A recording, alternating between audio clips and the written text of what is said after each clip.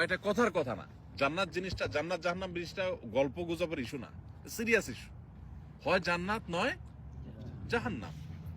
আমার সারা জীবন ব্যবসা বাণিজ্য হলো না, ক্যারিয়ার হলো না, চাকরি হলো না। আমি একটা কথা সবসময় বলি, প্রবাসীদের মসজিদগুলোতে বিশেষ করে প্রবাসীদেরকে একটা কথা কমন শুনতে হয়, সেটা হলো তোর পরে বিদেশ যায় তোর চেয়ে বেশি জমি জমা কিনছে কেমনে, তুই কি করলি? হ্যাঁ, একই কথা মায়ের, একই কথা বাপের, বন্ধু বান্ধবের, বউয়ের, সবার একই কথা।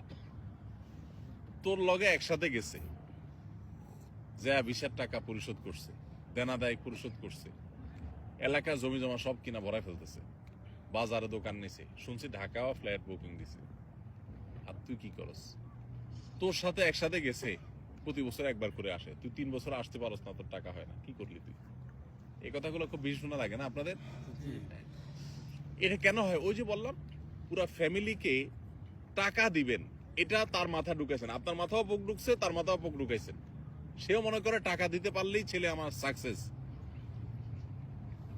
ছেলে আমার সততার পথে থাকতে পারলেই সাকসেস, এটা তার মাথায় ঢুকে নাই, আপনার মাথায়ও সেটা নাই। এই জন্য সেও সুখে নাই, আপনিও সুখে নেই, না সে সুখে আছে না আপনার সুখে আছে। তো এই জন্য ভাই, দৃষ্টিভঙ্গিটাকে বদলানোর চেষ্টা করি, আল্লাহ তাআলা আমাদেরকে সে তৌফিক দান করুন। আমরা এই প্রবাস জীবনে যতদিন থাকবো, আল্লাহর আদেশ নিষেধ মেনে পরিপূর্ণ এবং খাঁটি মুসলমান হওয়ার চেষ্টা করব। আমার জীবন চলে যাবে, ফজর নামাজ মিস হবে না জামাতের সাথে, রাতে আমি ওইভাবে শোবো, ওইভাবে ঘুমাবো, আমার ফেসবুক টিপাটিপি বা ইউটিউব টিপাটিপি করে গিয়ে আমার ফজর নষ্ট হতে দেবো না।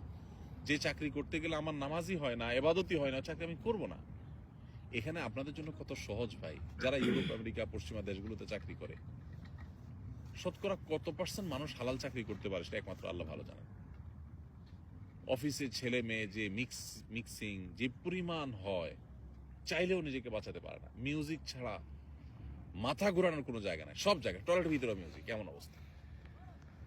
জিন্দিগিটা মিউজিকের ভিতরে গড়ে ওঠে। এমনি নামাজি মানুষ ভালো চলতে চায়, কিন্তু আপনারা এখানে সৌদি আরবে মাশাআল্লাহ আল্লাহ কত ভালো রাখছে বলে, কোনো তুলনা হয়?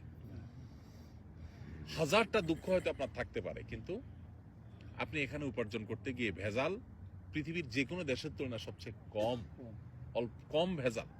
ভেজাল ছাড়া তো পৃথিবী কোথাও নাই, কিন্তু অন্য দেশের সাথে কম্পেয়ার করলে আল্লাহ আপনাকে জান্নাতে রাখছেন এখনো। এই নিয়ামতের শুকর আদায় করবেন। আমাদের ভাইরা যারা রেস্টুরেন্টে, এখানে যে ভাইয়ের রেস্টুরেন্ট আছে, আরো অনেকে রেস্টুরেন্টের সাথে এখানে ইনভলভ আছেন মাশাআল্লাহ। ইউরোপ আমেরিকাতে রেস্টুরেন্ট মানে কি? বার, মদের বোতল থাকতেই হবে, হ্যাঁ, হারাম থাকতেই হবে। তো আল্লাহ তাআলা তো আমাদেরকে সেফ রাখছেন, তাই না? এখন বাকিটুকু নামাজের ব্যাপারে গুরুত্ব আরোপ করা, হালাল হারাম মেনটেন করা, পরিবারের হক আদায় করা, কারোর হক নষ্ট না করা, আল্লাহকে ভয় করে চলা, বাস। পরিবারের সদস্য সবাইকে এভাবে যদি গড়ে তুলতে পারি, দুনিয়াটা জান্নাত হয়ে যাবে ইনশাআল্লাহ। চেষ্টা করা যাবে না ইনশাআল্লাহ?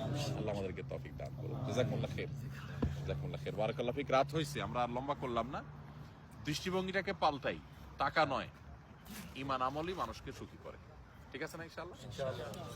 জাযাকাল্লাহ খাইর। এটা পরিবারের সদস্যদেরকে বোঝাতে হবে। এখন কিভাবে বোঝাবেন? আগে নিজের দিনটা বুঝেন। আপনি দিনটা বুঝলে তাদেরকে বোঝানো সহজ হবে। একটু কোরআনটা বুঝে পড়েন, হাদিসটা নবী সাল্লাল্লাহু আলাইহি ওয়াসাল্লাম বুঝে পড়েন। প্রত্যেকটা জিনিসের ক্ষেত্রে যদি এরকম বুঝে বুঝে দিনটাকে মানতে পারেন, মুসলমান বাই চান্স তা হয়ে মুসলমান বাই চয়েস যদি হতে পারে, কোরআনটা একটু অর্থ সহকারে বুঝে পড়েন।